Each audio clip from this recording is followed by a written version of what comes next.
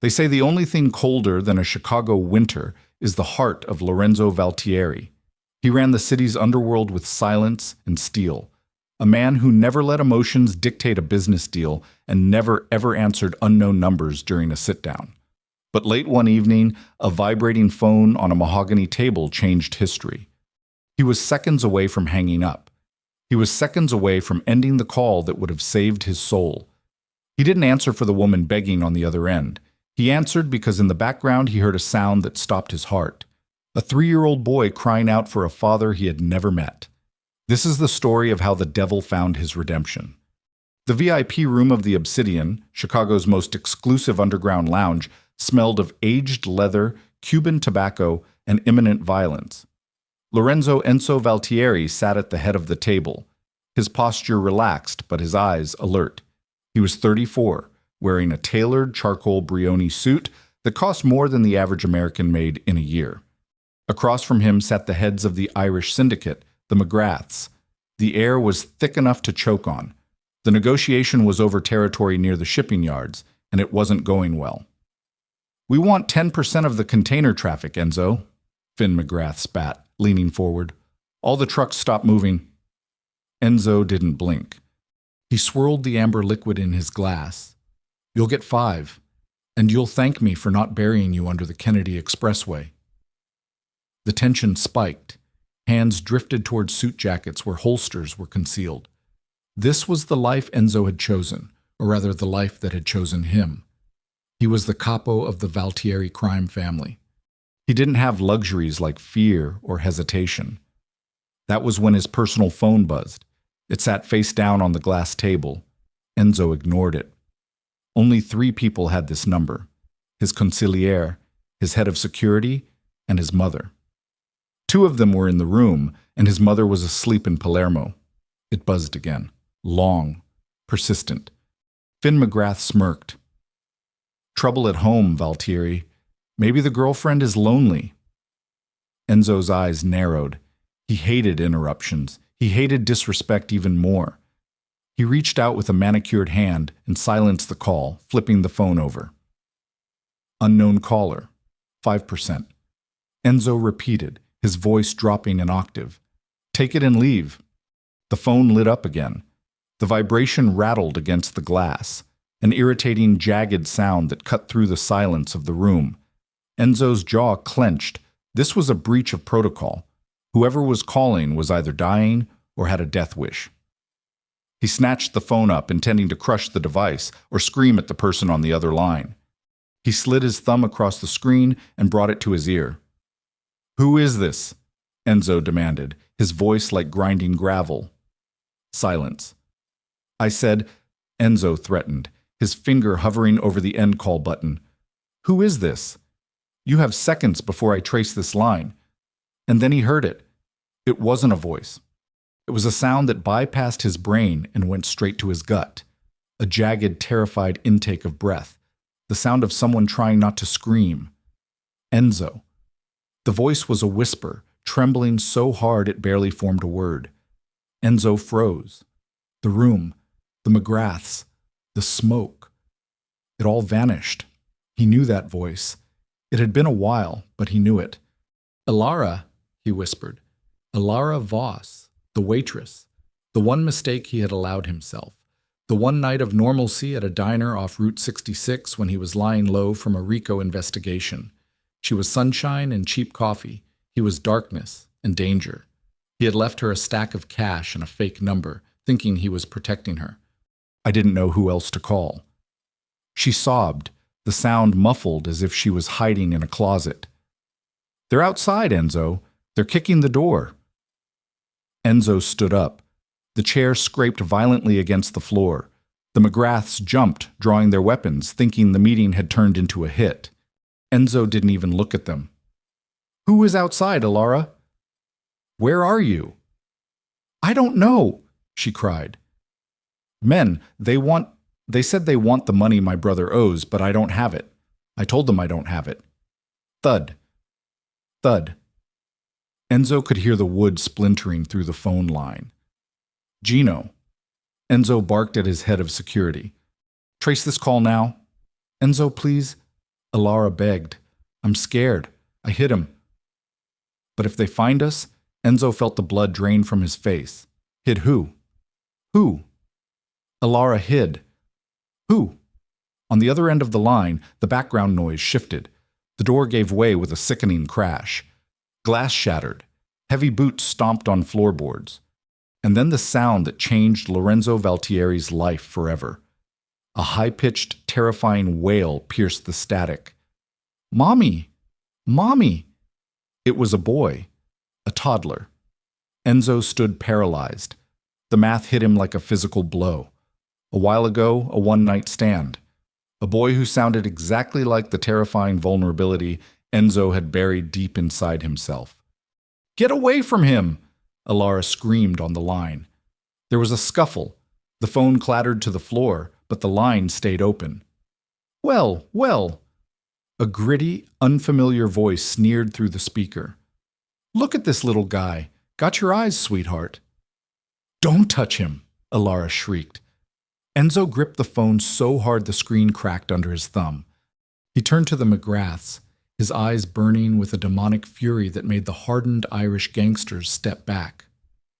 Meeting over, Enzo growled. He looked at Gino, who was holding a tablet, his face pale. I have the location, boss. North side, tenement building on Wacker. We make it quick, Enzo said, walking toward the exit. Kill anyone who gets in my way. The convoy of 3 black-armored SUVs tore down Michigan Avenue like a black tear running down the face of the city. Rain had turned to sleet, lashing against the windshields, but Enzo didn't feel the cold. He felt a fire in his chest that was consuming him alive. He sat in the back of the lead vehicle, the phone still pressed to his ear on speaker. The line was chaotic. He could hear Elara begging. He could hear the heavy thuds of furniture being overturned. He could hear the boy, his son, crying in a way that made Enzo want to burn the entire world to ash. Gino, give me the name on the building, Enzo ordered, loading a fresh magazine into his custom Sig Sauer P226. Building is owned by a shell company, but the turf belongs to the 12th Street Kings. Low-level pushers, loan sharks, Gino said from the front seat, steering the massive SUV through a red light, forcing a taxi to swerve into a hydrant. Amateurs, Enzo spat. Who is the brother? Elara's brother is Toby Voss. Gambling addict owes 40 grand to a guy named Hank the Hammer Harlan. Real piece of work. Likes to hurt women to collect debts. Enzo stared out the window at the blurring city lights. 40 grand. He had tipped waiters more than that for a good wedding reception. Elara was about to die, and his son was about to be orphaned over 40 grand. Drive faster, Enzo said quietly. On the phone, the situation was deteriorating. Please, Elara's voice came through, choked with tears. Take the TV. Take my tips. Just let us go. The TV. The man, Hank, laughed. It was a wet, ugly sound. Toby owes big, sweetheart. And since Toby skipped town, you're the payment. And the kid. Maybe we sell him to a nice family upstate. Fetch a good price for a white kid with blue eyes? Enzo's vision went red. He pressed the button on the intercom connecting him to the other 2 SUVs. No survivors, he said. Do you hear me? You leave the girl and the boy. Everyone else dies. Copy that, boss. The convoy screeched to a halt in front of a dilapidated brick apartment complex on the north side. The streetlights were broken. Graffiti covered the walls. It was a place where hope went to die. Enzo didn't wait for Gino to open the door. He kicked it open and stepped out into the freezing sleet. His Italian leather shoes splashed into a puddle of oil and mud. He didn't care. He raised his gun. 4th floor, Gino shouted, pointing to a shattered window. Enzo moved with the lethal grace of a predator. He didn't run. He flowed. He took the stairs 3 at a time, his security team flanking him like a phalanx of Spartans. They passed terrified neighbors peeking out of chain doors. They ignored them. They reached apartment 4B. The door was hanging off its hinges. Enzo didn't announce himself. He didn't bargain. He stepped into the doorway, his silhouette framed by the dim hallway light. The scene inside was a nightmare. The apartment was tiny, cluttered with toys and cheap furniture. Elara was on her knees, her waitress uniform torn at the shoulder, clutching a small boy to her chest. A large man with a shaved head and a neck tattoo, Hank, was standing over them, holding a baseball bat. Two other thugs were ransacking the kitchen. Hank turned, hearing the footsteps. He squinted at Enzo. He didn't recognize the suit. He didn't recognize the face. He just saw a man in a doorway. "Who the hell are you?" Hank sneered, raising the bat. "Get lost, pretty boy. This is private." Enzo looked at Elara. Her eyes were swollen, filled with terror and confusion. Then he looked at the boy. The boy had curly dark hair, just like Enzo's mother, and he had eyes that were a piercing, icy blue. "My eyes." Enzo looked back at Hank. "You woke him up," Enzo said calmly. "What?" Hank asked, confused. "My son," Enzo said, raising the Sig Sauer. "You made him cry." Before Hank could process the words, Enzo pulled the trigger. Pop! The bullet took Hank in the center of the forehead. He dropped like a stone, the bat clattering loudly against the floor. Chaos erupted. The two thugs in the kitchen scrambled for their waistbands, but Gino and the security team were already in the room. Suppressed gunfire coughed. Thwip, thwip, thwip. In seconds, the room was silent again, save for the smell of cordite and the sound of the wind whistling through the broken door. 3 bodies lay on the floor. Enzo holstered his weapon. He stepped over Hank's body, his expensive shoes crunching on broken glass. He knelt down in front of Elara. She was trembling violently, shielding the boy's eyes with her hand. She looked up at Enzo, fear warring with relief. She looked older than he remembered, tired, worn down by a life he had escaped. But she was still beautiful. "Enzo," she breathed. "I'm here," he said softly. He reached out, hesitating for a moment before placing his hand on the boy's back. The child flinched, then peeked through his mother's fingers.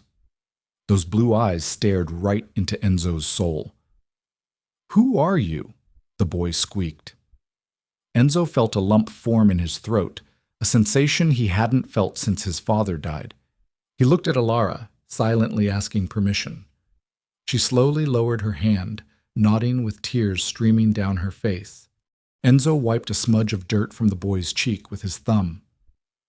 "I'm your father, Nico," Enzo said, the word feeling strange and heavy on his tongue. "And I'm going to make sure no one ever makes you cry again." Gino stepped forward, looking at the bodies. "Boss, the cops will be here soon. Shots fired calls usually take time in this neighborhood, but we shouldn't linger."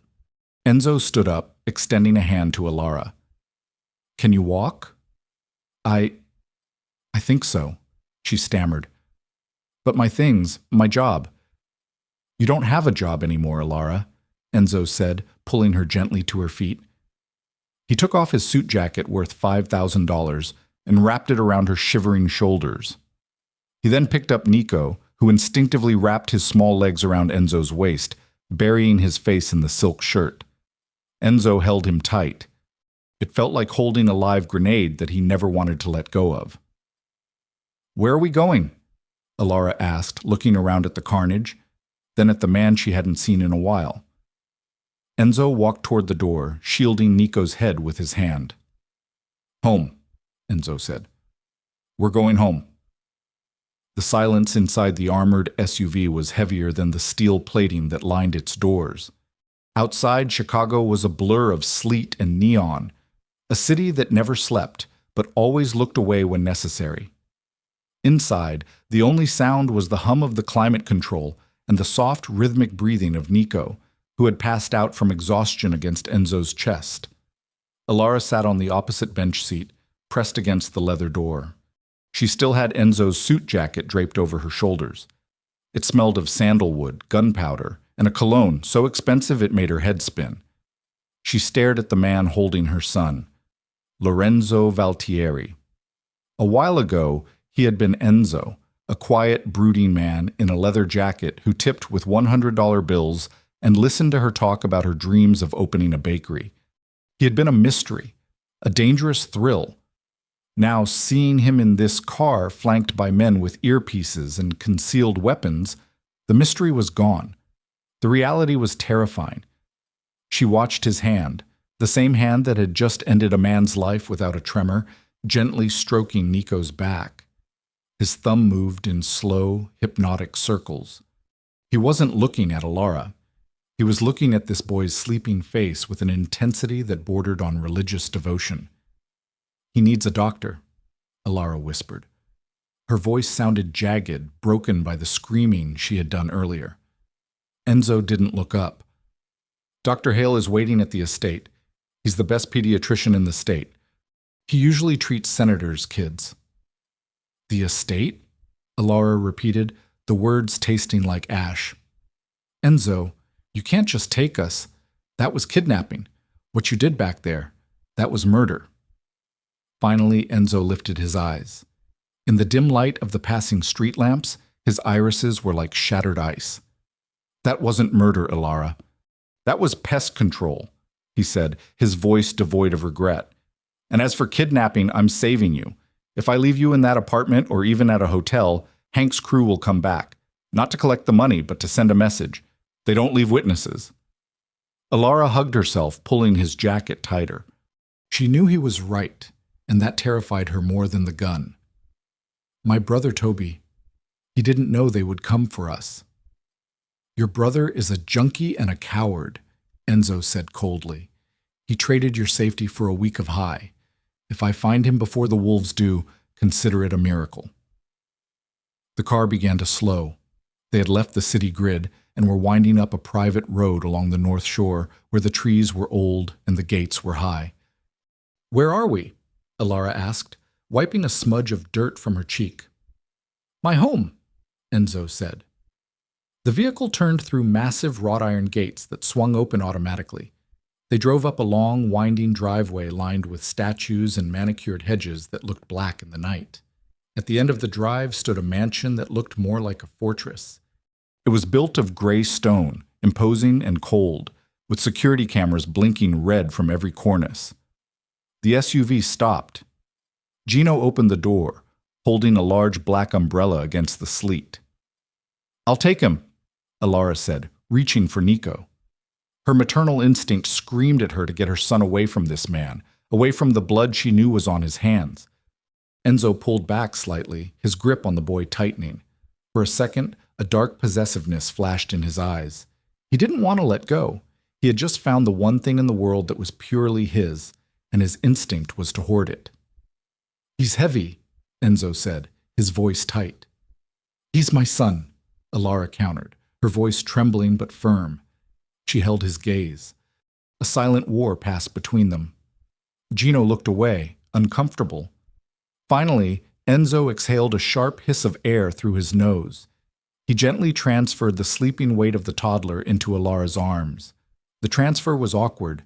Their hands brushed. His skin was burning hot. Hers was freezing. A spark of electricity, the same one that had drawn them together a while ago, zipped through them. Enzo pulled his hand back as if burned. Inside he ordered, stepping out into the rain. "Mrs. Thorne is waiting." They walked into a foyer that was larger than Elara's entire apartment building. The floor was checkered marble, black and white, polished to a mirror shine. A massive crystal chandelier hung overhead, though it was dimmed to a low golden glow. Standing by the grand staircase was a woman in her 60s wearing a severe black dress and a white apron. Her hair was pulled back into a tight bun, her face a map of stern lines. This was Mrs. Thorne, the housekeeper who had raised Enzo when his own mother couldn't. "Enzo, Mrs. Thorne said, her eyes darting to the blood speckled on his white dress shirt. She didn't flinch. She was used to this. Then her eyes moved to Elara and finally to the boy in her arms. Her expression softened just a fraction. The shock was evident. She saw the resemblance immediately. The Valtieri curl, the brow. "Is this?" Mrs. Thorne started, her voice losing its professional edge. "Get a room ready in the east wing, the nursery suite," Enzo commanded, checking his watch. "And tell Dr. Hale to come up immediately. I want him checked for bruises, dehydration, everything. The east wing is dusty, sir. It hasn't been used since... Mrs. Thorne hesitated. Then clean it, Enzo snapped. He turned to Elara. Go with her. Give her the boy. You need a bath and clean clothes. You smell like that tenement. It was a cruel thing to say, but Enzo used cruelty like a shield. If he was soft, he couldn't think, and he needed to think. Elara looked at him, hurt flashing in her eyes. I'm not leaving him alone. He will be close to you, Enzo said, turning his back on them to walk toward his study. Gino, with me. We have a war to plan. Elara stood there, shivering in the marble hall, clutching her sleeping son, realizing she had traded a cage of poverty for a cage of gold. And the owner of the cage was a man she still, God help her, loved. The bathwater was hot, infused with lavender and eucalyptus salts that Mrs. Thorne had insisted would soothe the nerves. The bathroom itself was a masterpiece of Italian design. White marble, gold fixtures, and towels so thick they felt like blankets. Elara sat on the edge of the massive tub, wrapped in a plush white robe. She hadn't gotten in the water yet. She was just staring at the steam rising, her hands shaking uncontrollably in her lap. The adrenaline was fading, leaving behind a hollow, aching exhaustion. Next door, through the connecting door, which she had insisted remain wide open, Nico was sleeping in a crib that looked like an antique. Doctor. Pale, a kind elderly man with cold hands, had examined him. He's fine, the doctor had said. Just tired and malnourished. A few days of good food and rest. Elara looked at her hands. They were scrubbed clean, but she could still feel the phantom grease of the diner, the grime of the apartment, the terror of Hank's hand grabbing her arm. She stood up and walked to the mirror. The face staring back was pale. Dark circles bruised the skin under her eyes. She looked older than 26. What have you done, Elara? She whispered to her reflection. She had called the devil to save her from demons, and the devil had answered. Downstairs, the atmosphere was entirely different. Enzo was in his study, a room lined with mahogany bookshelves filled with law books and military history. A fire crackled in the hearth, but it offered no warmth to the men in the room. Enzo stood behind his desk, pouring a glass of scotch. He didn't offer any to Gino or his consigliere, Vito. Vito was a thin man with glasses who looked more like an accountant than a mobster. He was typing furiously on a tablet. The police report is already filed, Vito said, not looking up. A gang-related dispute in a known drug den. No witnesses. The 12th Street Kings are claiming it was a rival crew. We're clear on the legal front. And the Kings? Enzo asked, taking a sip. The alcohol burned, grounding him. They're confused, Gino grunted from the corner. They don't know who hit them. Hank was a low-level earner, but he kicked up to the bosses. They'll be asking questions. Let them ask, Enzo said. He walked to the window looking out at the dark grounds. If they asked too loud, cut their tongues out. And the girl? Gino asked. Enzo paused. He looked at the whiskey seeping into the Persian rug. Elara. She stays, Enzo said. She's a loose end, Vito warned. She is the mother of my son, Enzo snapped. And she is mine. He hadn't meant to say the last word. It slipped out, a confession of the truth he had been denying for a while. He hadn't left her because he was bored. He had left her because he knew that being with him was a death sentence, but he had checked on her. He had watchers track her for the first year until the war with the triads got too hot, and he had to pull everyone back. He thought she would move on, find a nice accountant, be happy. He never imagined she was struggling in a tenement raising his son on tip money. The guilt was a physical weight in his chest.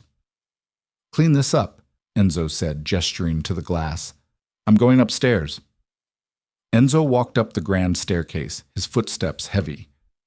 The house was quiet now. He reached the east wing and saw the door to the guest suite slightly ajar. He pushed it open silently. The room was dim, lit only by the hallway light. Elara was asleep. She hadn't gotten into the bed. She was curled up in a velvet armchair next to the crib, still wearing the robe, her head resting on her knees. She looked small, defeatable. Enzo walked into the room. He moved to the crib. Nico was sleeping on his back, his arms thrown out wide. He looked peaceful, safe. Enzo reached out, hovering his hand over the boy's chest, feeling the warmth of his life. My son. It was terrifying. He was a man who dealt in death, and here lay a life he was responsible for. He turned his attention to Elara. Her breathing was shallow. He knelt down beside the chair. Up close, he could see the dark circles, the roughness of her hands. Hands that had scrubbed tables and counted change while he was buying politicians and ordering hits. He reached out and gently brushed a strand of hair away from her face. Elara flinched. Her eyes flew open, wide with panic. She gasped, pulling back into the chair, her legs kicking out instinctively. "It's me," Enzo whispered, holding his hands up. "It's just me." Elara's chest heaved. It took her a moment to recognize him in the dark. The fear in her eyes slowly morphed into weariness. "You're bleeding," she whispered, looking at his hand where the glass had cut him. Enzo looked at his hand. "It's nothing." "Why are you here?" she asked, pulling her robe tighter. "Did you come to tell me the price?" "The price?" Enzo frowned. "Nothing is free, Enzo." "I know that now," she said bitterly. "You saved us. You brought us to a castle. What do you want in return? You want Nico?" Enzo's jaw tightened. "I don't barter for my family." "Elara, we aren't family," she shot back, her voice rising. "We were a weekend fling. You left. You changed your number. You didn't even say goodbye. I did it to keep you alive."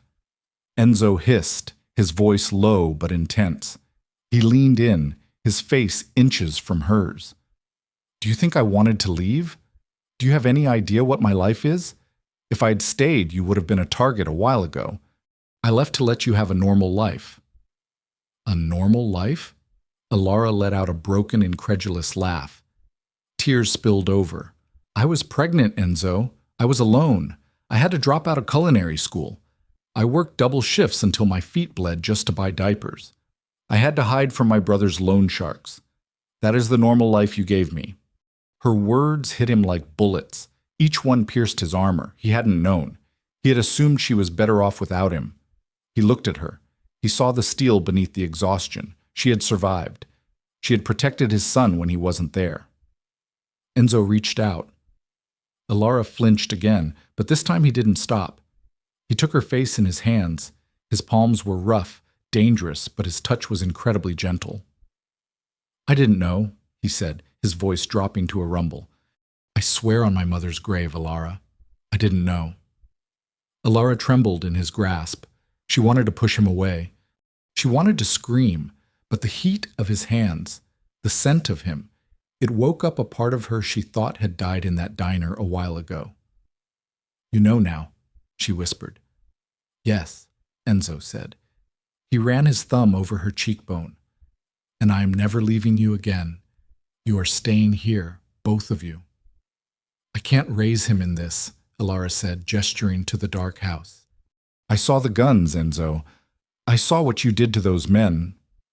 "The world is full of wolves, Elara," Enzo said grimly. "You can either be a sheep or you can live with the wolf who knows how to kill them. I am offering you the pack."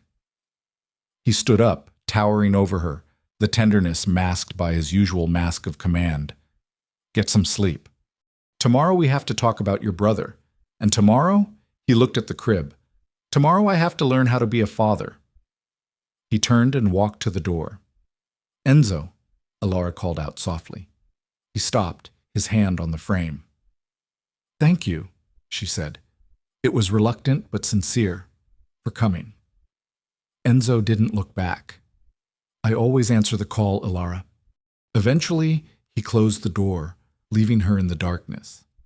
But for the first time in a while, she didn't feel entirely alone. She felt something more dangerous than loneliness. She felt hope. And in Enzo Valtieri's world, hope was the most dangerous thing of all. Morning in the Valtieri estate did not break. It invaded. Elara woke to the sound of silence.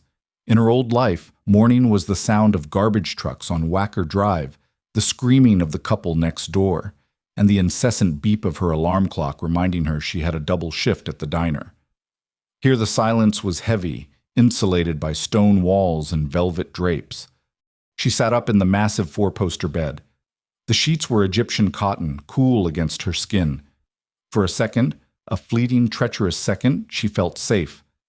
Then the memory of the previous night, the gunshots, the blood on Enzo's hand, the look in his eyes, crashed back into her mind. She scrambled out of bed, her bare feet sinking into the plush carpet. She rushed to the connecting door. The nursery was empty. Panic, cold and sharp, seized her chest. "Nico!" she gasped, stumbling into the room. The antique crib was made up perfectly, as if no one had slept there. "Nico!" She ran into the hallway. It was empty, a long corridor of portraits of dead men who looked suspiciously like Enzo. She ran down the grand staircase, her breath hitching in her throat. Had he taken him? Had he sold him like that monster Hank had threatened to do? She reached the bottom of the stairs and followed the smell of coffee and pancakes. She skidded into the dining room and froze. The room was vast, dominated by a table long enough to seat 20 men. But at the very end, near the head of the table, sat a high chair. It looked brand new, expensive, and completely out of place in the dark Gothic room. Nico was sitting in it, his face smeared with maple syrup, happily banging a silver spoon against the tray. And sitting next to him, reading a crisp copy of the Wall Street Journal, was Enzo. He was dressed for war, a navy three-piece suit, a tie knotted with geometric precision. His hair slicked back, but his suit jacket was draped over the back of his chair, and his shirt sleeves were rolled up to his elbows, revealing the intricate tattoos that wrapped around his forearms, ink that told stories of prison and loyalty. "Eat, don't play," Enzo said, not looking up from the paper. His voice was calm, low. Nico giggled and hit the tray again, clang. Enzo slowly lowered the paper. He looked at the boy. He didn't look annoyed. He looked fascinated. He reached out with a napkin and dabbed the syrup from Nico's chin with a gentleness that seemed impossible for a man of his size. "You have your mother's stubbornness," Enzo murmured. "Nico." Elara breathed, her knees going weak. Enzo looked up. His eyes scanned her instantly, taking in her disheveled hair, the robe she was clutching, the fear in her stance. He stood up as she entered, a reflex of old-world manners that he couldn't suppress. "He wakes up early," Enzo said simply. "I didn't want to wake you. Mrs. Thorne said you needed the rest." Elara walked to the high chair, checking Nico instinctively. He was clean, dressed in new clothes, a soft blue sweater and jeans that fit perfectly. "Where did these clothes come from?" she asked, her hand resting protectively on Nico's head. "I had a stylist deliver a wardrobe early," Enzo said, sitting back down. He picked up his espresso. The clothes he came in were insufficient. "They were all I could afford," Elara said, a spark of defensive anger rising. "I'm not criticizing you, Elara," Enzo said, his tone turning clinical. "I'm stating a fact. He is a Valtieri. He will not wear rags." He gestured to the empty chair across from him. A plate of fruit and pastries was already set there.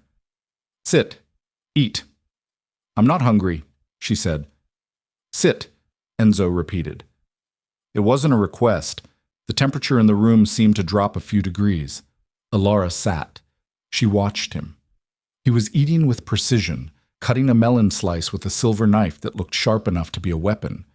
"What happens now?" Elara asked. "The police." "My brother." Enzo paused. He wiped his mouth with a linen napkin. "The police have ruled the incident at the tenement a gang dispute. Case closed." "As for your brother," Elara's heart stopped. "Did you hurt him?" "Toby." Enzo said the name like it was a disease. "I had Gino find him at a Greyhound station. He was trying to buy a ticket to St. Louis." "He was running," Elara whispered, shame coloring her cheeks. "He left us." "Yes," Enzo said. "He did. I gave him a choice, a bullet in the knee or a plane ticket to a private rehabilitation facility in Arizona." Elara's eyes widened. Rehab. It is a secure facility. High walls, no phones, no leaving until the doctors say he is clean, Enzo said. I paid for time. If he leaves early, the deal regarding his kneecaps is back on the table. Elara stared at him. She didn't know whether to thank him or be terrified. He had effectively kidnapped her brother and imprisoned him in a rehab center. It was an act of control, absolute and terrifying, but it was also mercy. Why? She asked. Because he is your blood, Enzo said, his eyes locking onto hers. And you are the mother of my son. That makes him a liability I have to manage. I don't leave loose ends, Elara. I fix them. He stood up, checking his platinum watch. I have to go into the city. Meetings. He walked around the table. He stopped behind her chair. She could feel the heat radiating from him. He placed a hand on the back of her chair, leaning down so his lips were close to her ear. Don't leave the grounds, he murmured. The gate is locked. The guards are armed. It is for your safety. Am I a guest or a prisoner? Enzo, she asked, trembling. You are safe, he said, evading the question. He reached out and touched Nico's head one last time. Be good, Nico. He walked out of the room. Elara listened to the heavy click of his dress shoes on the marble, followed by the slamming of the front door. She looked at her son, who was happily chewing on a strawberry, oblivious to the fact that his father was the most dangerous man in Chicago. We have to get out of here, Nico, she whispered. But as she looked around the opulent room at the warm food and the security, a treacherous voice in her head whispered back, Where would you go? Days passed. The Valtieri estate was a masterpiece of landscape architecture. The back gardens were inspired by Versailles, with manicured hedges, stone fountains, and pathways that wound through ancient oaks. It was also a fortress. Elara walked Nico through the garden in the late afternoon. The autumn air was crisp, blowing dead leaves across the stone path. Nico was chasing a squirrel, his laughter ringing out, a sound so pure it felt alien in this place of secrets. But Elara couldn't relax. Every 50 yards she saw them, men in black suits standing perfectly still in the shadows of the trees. They wore earpieces. They watched the perimeter. They watched her. She felt like a bird in a gilded cage. A very expensive, very well-guarded bird. She hadn't seen Enzo since that first breakfast. He came home late, long after she had put Nico down, and left before sunrise.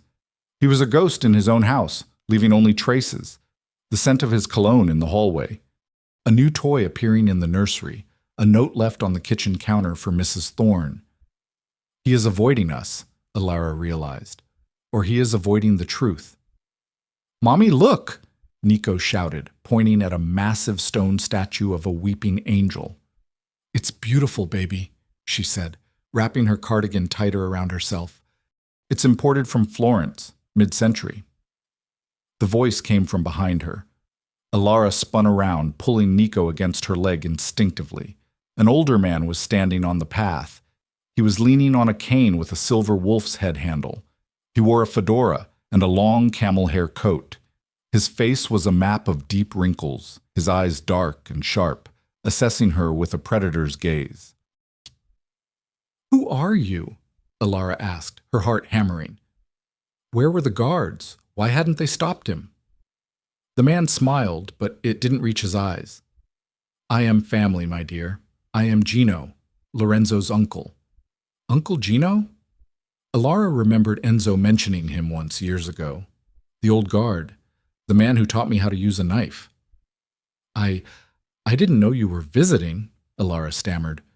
I visit when I please, Gino said, stepping closer. He looked down at Nico. The old man's expression tightened. He scrutinized the boy's face, searching for the features. So, the rumors are true? What rumors? That Lorenzo has gone soft? That he has brought a stray into the den? Gino spat the word stray with elegant venom. And a child. He is not a stray, Elara said, her voice shaking but firm. He is Enzo's son.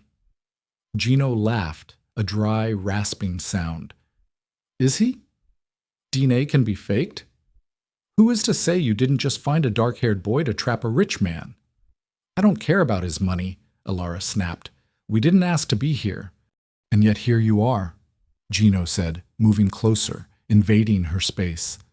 Living in the house my brother built, eating our food while Lorenzo is out there, distracted, weak.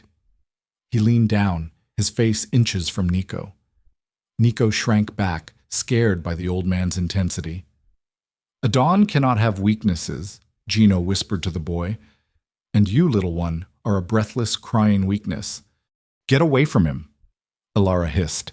She grabbed Nico up into her arms. Or what? Gino challenged, straightening up. You are nobody, a waitress. You think because Lorenzo bedded you once, you are a queen. In this world, women like you are disposable. Touch her, and I will remove your hand, uncle. The voice was like a whip crack, sudden and violent. Enzo was striding across the lawn from the patio doors.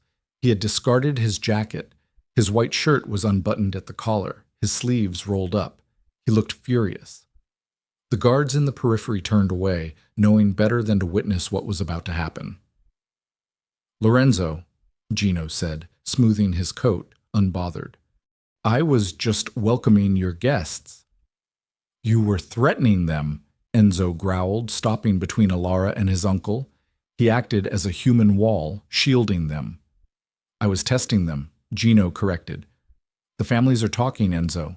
The Russians are smelling blood. They hear you have a child. They think you are distracted. They think the chain of command is broken. The chain of command is iron, Enzo said, his voice dropping to a deadly whisper. And I am the one holding it. Then prove it, Gino said coldly. Send them away, hide them in Switzerland. Or better yet, cut ties. If the boy is yours, raise him as a man at a boarding school. But the woman, she is a distraction. Enzo took a step forward. He towered over the older man. You forget your place, old man. You are an advisor, not the boss. I'm trying to save you. To save your life, Gino shouted, slamming his cane into the grass. If the McGraths find out she is here, they won't just kill her. They will use her to make you kneel. And a Valtieri never kneels. Enzo's hand shot out. He grabbed Gino by the lapels of his expensive coat and shoved him backward. The old man stumbled, gasping. Get out, Enzo snarled. Get off my property. If you come near them again without my permission, family or not, I will put you in the ground next to my father. Gino straightened his coat, his dignity bruised but his eyes burning with a warning. You are making a mistake, Lorenzo. You are choosing a girl over the family. There will be consequences. Gino turned and limped away toward the driveway, his cane sinking into the soft earth. Silence descended on the garden. The wind rustled the dead leaves. Enzo stood with his back to Elara, his chest heaving. His hands were clenched into fists at his sides. Elara was trembling, clutching Nico so tight he squirmed. She had seen violence before. But this was different. This was internal. This was family turning on family. Enzo, she whispered. He turned around. The rage in his eyes was terrifying. But as soon as he saw Nico's frightened face, he squeezed his eyes shut and exhaled, forcing the demon back into its cage. Are you all right? He asked, his voice rough. He said people are talking that we are a danger to you, Elara said. Is it true? Are we making you weak? Enzo looked at her. He stepped closer, closing the distance between them. He reached out and placed his large hand on the back of Nico's head and his other hand on Elara's shoulder. His grip was firm, possessive. He is wrong, Enzo said intensely. You don't make me weak, Elara. He looked down at her lips, then up to her eyes. The air between them crackled with suppressed longing and anger. You give me something to fight for, he said. Before this, I was just maintaining the graveyard. Now I am protecting the future. Elara felt a tear slide down her cheek. I'm scared, Enzo. That man, he hates us. Let him hate, Enzo said, pulling her and Nico against his chest. He wrapped his arms around them, enveloping them in his heat, his scent, his strength. Let them all hate. As long as I'm breathing, Nothing touches you. Elara rested her head against his chest. She could hear his heart beating, steady, strong, and fast. For the first time, she didn't pull away. She realized that Uncle Gino was right about one thing. The wolves were circling, but he was wrong about the other. She wasn't just a waitress anymore. She was the thing the wolf loved, and that made her the most dangerous piece on the board. "Come inside," Enzo whispered into her hair. "It's getting cold." As they walked back toward the fortress of stone, the shadows in the garden seemed to lengthen, stretching out like claws reaching for their heels. The library was dark, illuminated only by the dying embers in the fireplace and the glow of a single tablet on the desk. Enzo sat with his head in his hands. The whiskey glass next to him was untouched. He heard the door creak. He didn't reach for his gun. He knew the footsteps. They were too light to be an assassin, too hesitant to be Gino. "You should be asleep," Enzo said, his voice gravelly with exhaustion. Elara stepped into the circle of firelight. She was still wearing the clothes from the morning, her arms wrapped around herself. "I couldn't sleep. Every time I close my eyes, I hear the door breaking down." Enzo stood up and walked around the desk. He leaned against the edge, crossing his ankles. "That won't happen here. The walls are stone. The glass is bulletproof." "Walls don't stop people like your uncle," Elara said softly. "Enzo, we aren't family." Enzo looked at her. Really looked at her. He saw the shift. The waitress was gone. The survivor remained. "You want to know everything?" Enzo asked quietly. "Everything?" she confirmed. "Who sold us out? Who's coming for us?" Enzo reached for a folder on his desk and slid it toward her. "I didn't want you to see this tonight." Elara opened the folder. It was a transcript of a phone call, a call made recently. "The girl is a liability. If the McGraths take her, Lorenzo will be broken. Then leadership changes." The caller ID was listed at the top. Gino Valtieri. Elara gasped, her hand flying to her mouth. "Your own blood." "He thinks I'm too young," Enzo said, his face a mask of cold fury. "He thinks having a family makes me soft. He conspired with the McGraths to reveal your location. He wanted you taken so he could force me to step down to save you." "He set us up," Elara whispered. Anger replaced the fear.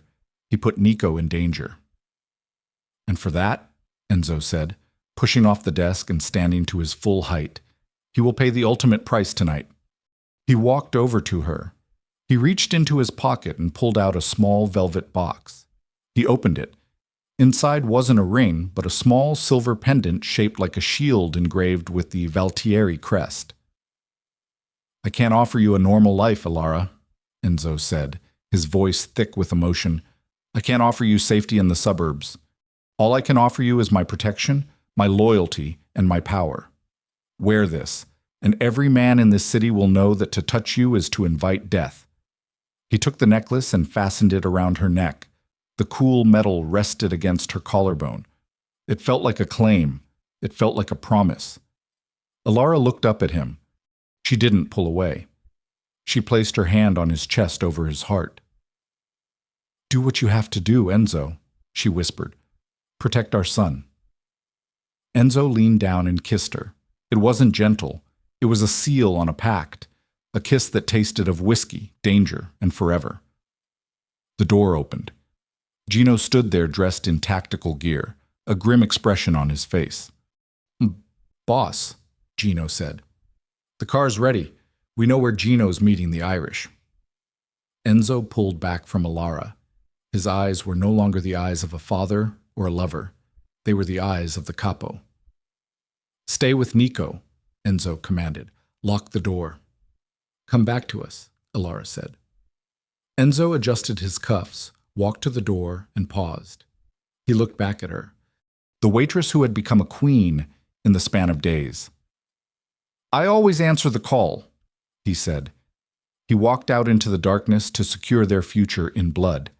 And that is where we end the first saga of Enzo and Elara. From a forgotten phone call to a declaration of war, the waitress and the Don have finally chosen their path. Elara has accepted the necklace, and Enzo has accepted the war. But the story isn't over. Uncle Gino is still out there, and the McGraths are waiting.